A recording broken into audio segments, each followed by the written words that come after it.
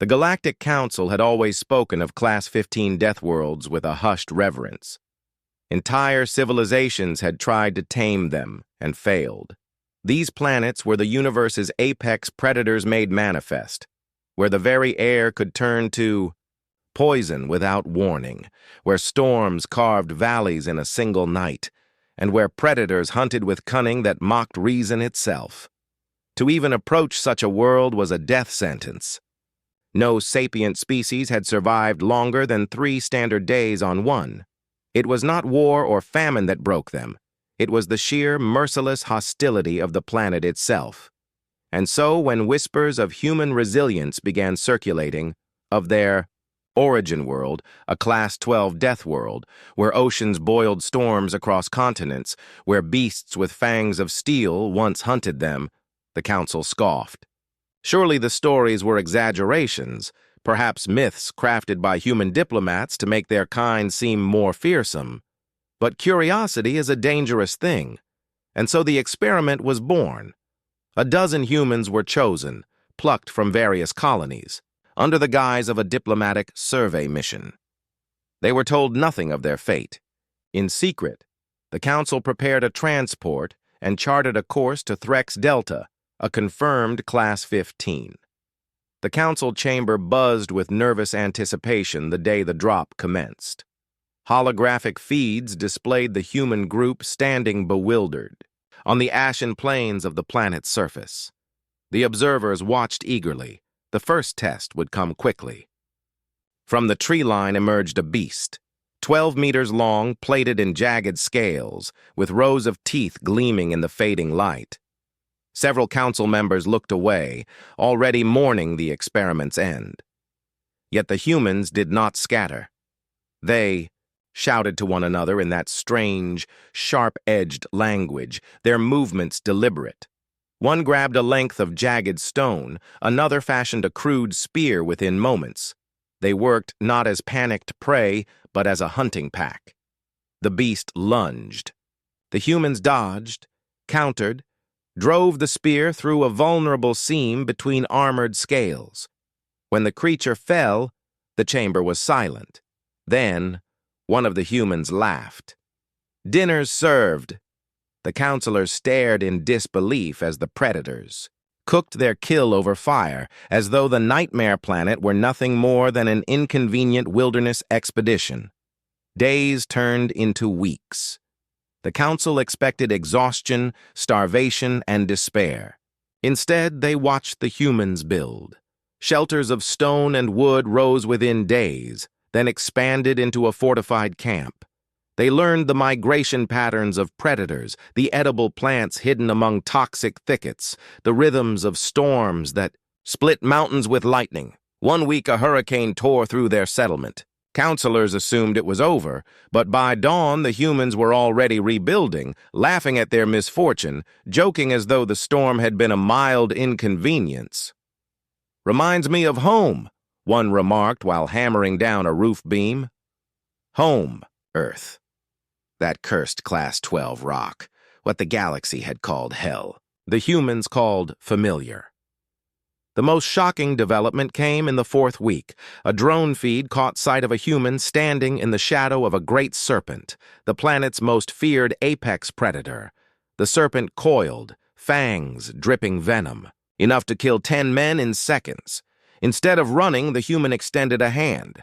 Slowly, impossibly, the serpent lowered its head. The human scratched it behind the eye ridges as though greeting a pet.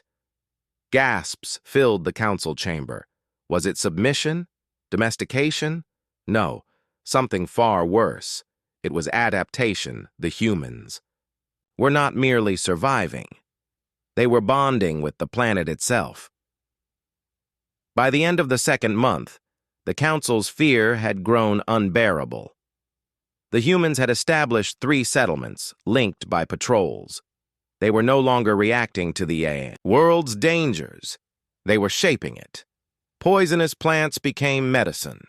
Predator hides became armor. Traps lined the forests, efficient and brutal. What was once thought to be nature's unconquerable wrath was being bent to human will. And then came the signal. The council had forbidden communication, expecting that silence would hasten despair. Yet a transmission pierced through regardless, a simple, cheerful broadcast from the human leader. "To whomever's watching," he said with a grin, "thanks for the vacation. Place is rough, but it's got potential. Little bit like Alaska, little bit like Australia. We'll make it work." The chamber erupted in outrage. Alaska? Australia? What were those names? Insults? Jokes? Comparisons to other death worlds? No. They were talking about Earth. About home. In private sessions, counselors debated furiously. "If they can tame a Class 15, one whispered, then they are beyond anything we've imagined." "They shouldn't exist," another snapped. "They are aberrations, monsters wearing friendly faces." A third voice trembled. "No, not monsters, survivors, builders. This is what they do." The council was panicked, yet transfixed.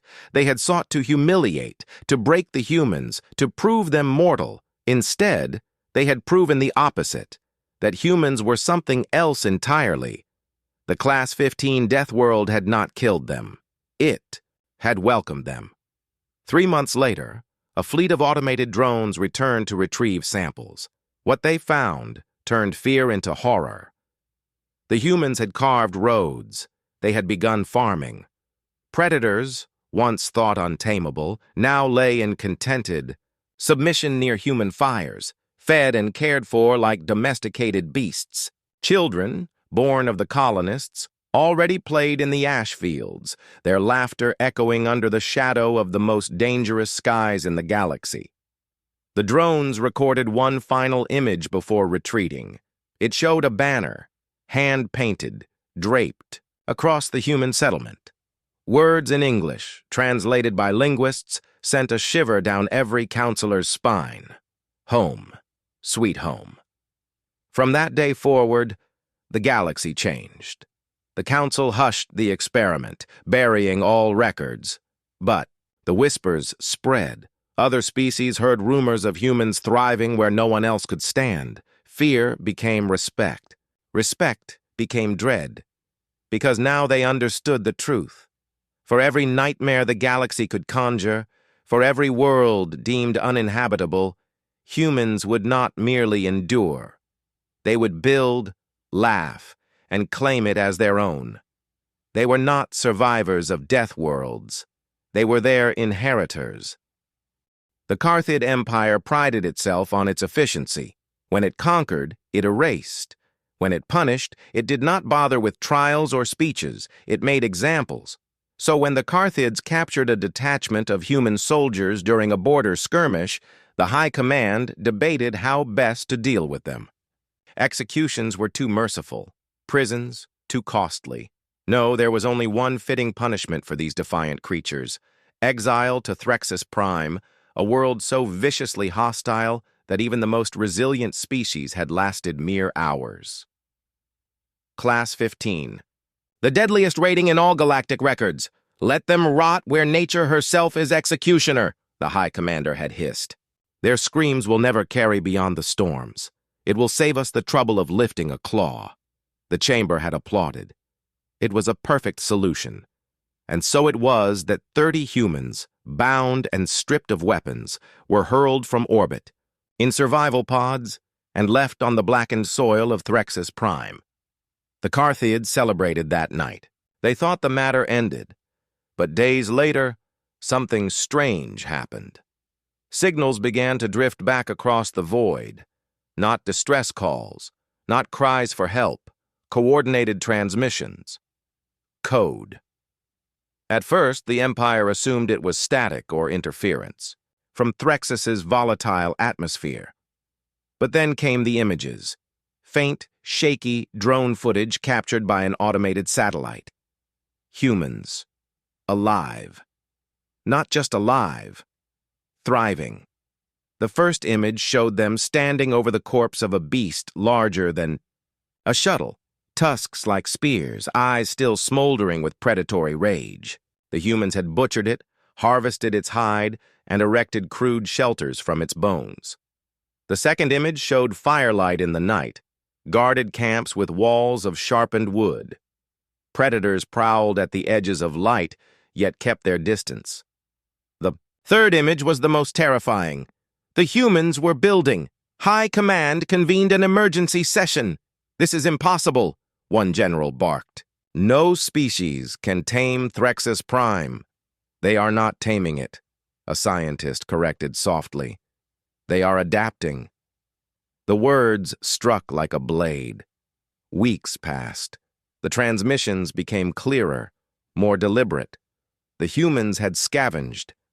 Metals from their survival pods reforged them into blades, traps, and armor. They had mapped migration routes of predators and began hunting them systematically, not just for survival, but for dominance. The Carthids watched in horrified fascination as human ingenuity transformed desperation into strategy.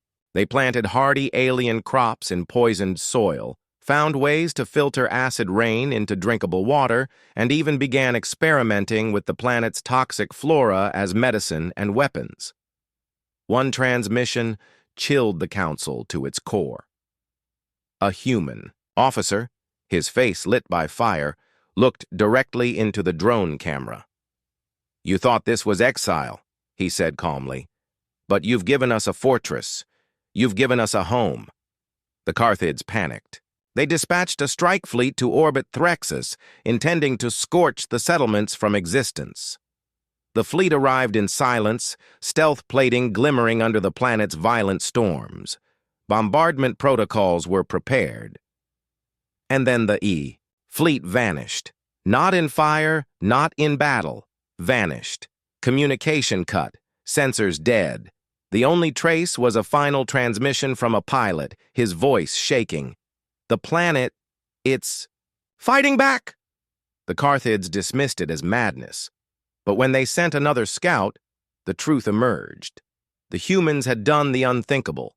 They had turned the planet itself into an ally. The forests bristled with traps, pits, spikes, toxins, harnessed from native plants. Predator beasts that once hunted humans now hunted their enemies, guided by whistles, signals, and food offerings. The rivers were dammed, redirected to flood choke points at will.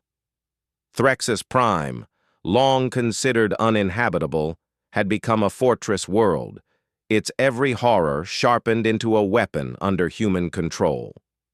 The Second Fleet limped back, broken, their hulls shredded by storms amplified with uncanny precision. It was as if the humans had learned the rhythms of the planet and wielded them like a blade. Fear spread through the Empire like wildfire. "They are not surviving," a counselor whispered in dread. "They are conquering." "How long?"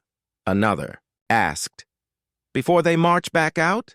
The answer came 2 years later. A faint signal echoed across the stars. A call not of distress, but of triumph. The humans had built cities of stone and metal. They had bred the predators into mounts and war beasts. They had forged an army, hardened by a world that killed everything else.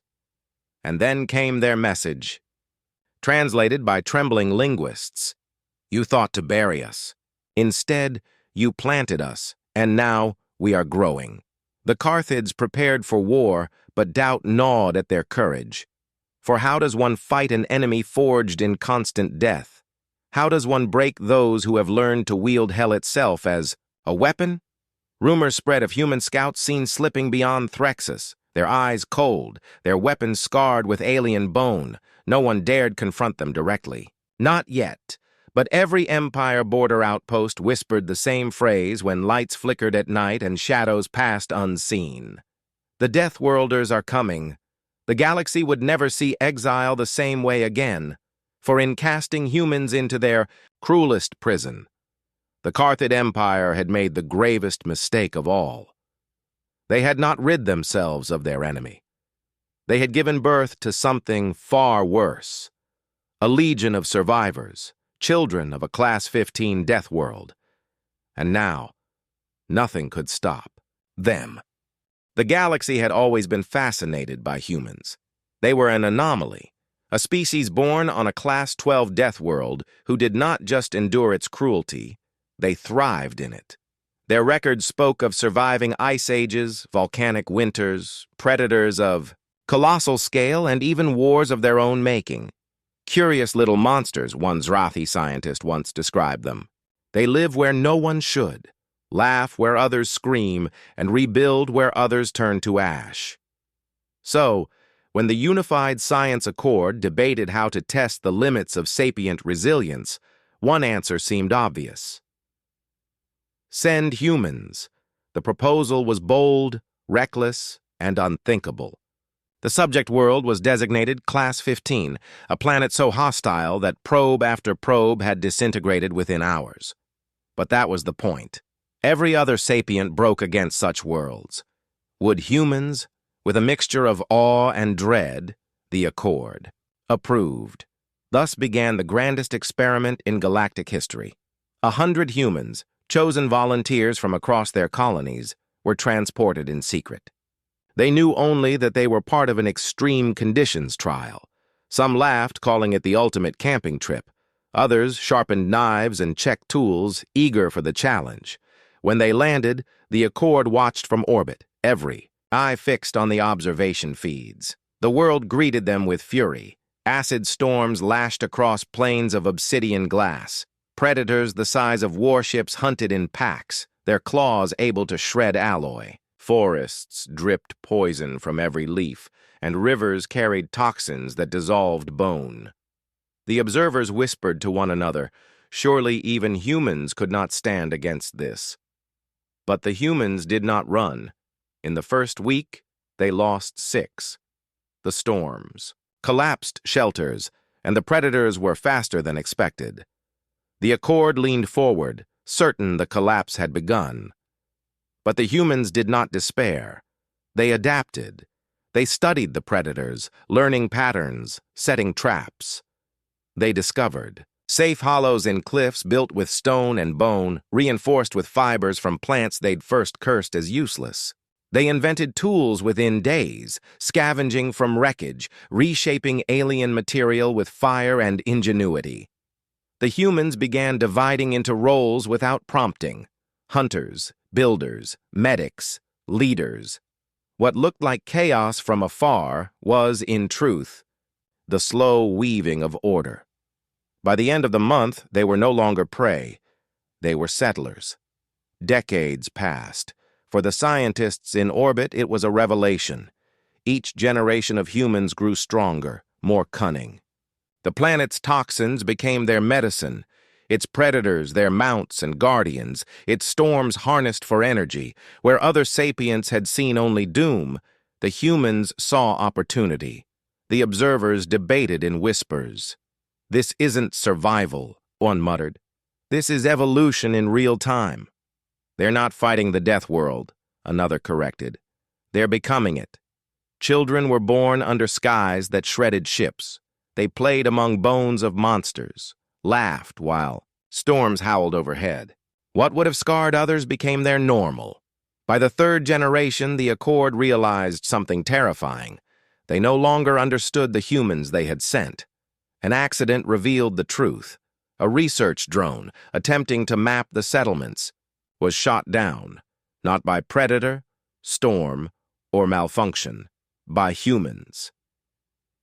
When the scientists reviewed the wreckage through relay, they found alien metals reforged into weapons, armor woven from predator hide, and most chillingly, a message etched into the drone's hull.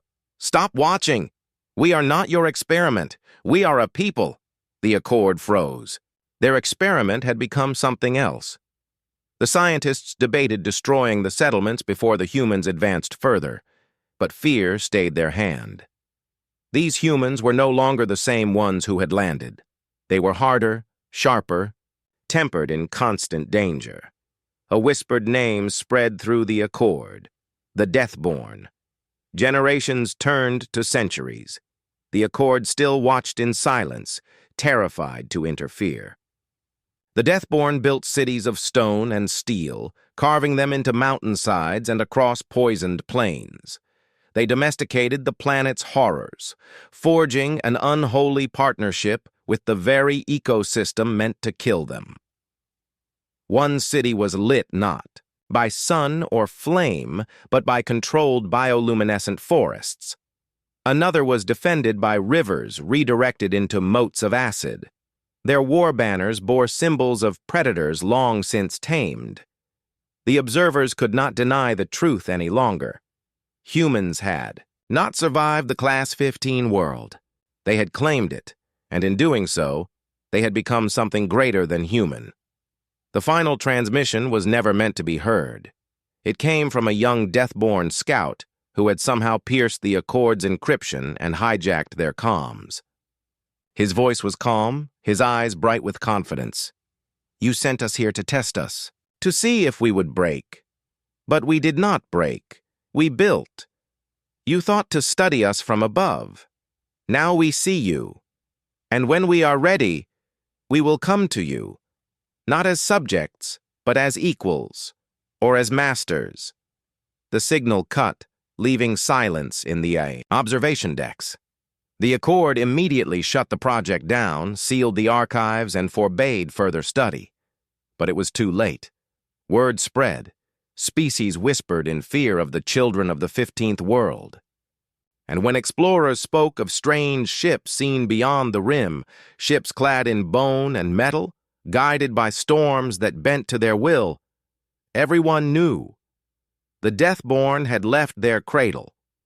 For centuries, the galaxy would tell the story of how the Accord sought to test humanity, how they cast them into a world of endless death, expecting silence. Instead, they had created a civilization forged in horror, tempered in storms, and stronger than any the galaxy had ever known. They had proven the oldest human truth of all: Deathworlds do not kill humans, they make them.